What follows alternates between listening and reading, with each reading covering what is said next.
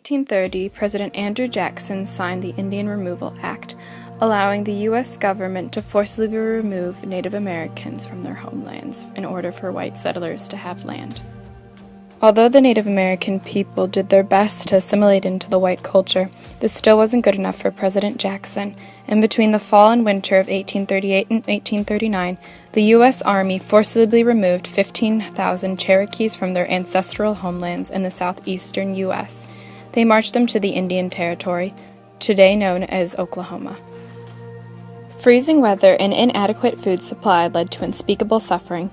Between the troops not slowing down to let the ill recover and the diseases, some 4,000 Cherokees died on the 116-day journey, later known as the Trail of Tears.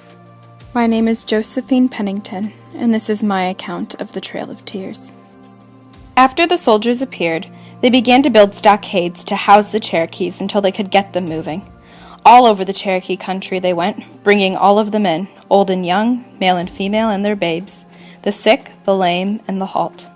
They hunted them down like hunting wild beasts, and when they found them, they drove them under threats and blows like cattle to the stockades.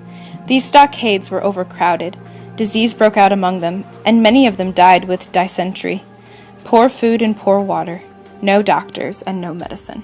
In due time, parties were started west under the charge of soldiers. These parties were driven through like cattle. The sick and weak walked until they fell exhausted, and then were loaded in wagons or left behind to die.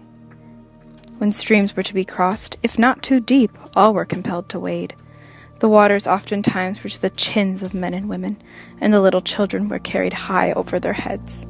If the water was over their heads, they would build rafts and cross them. Throughout this time, Native Americans continued to be removed from their rightful homes. Our people were moved from Kentucky, Illinois, Missouri, Arkansas, and then into the Indian Territory. This journey was known as the Trail of Tears.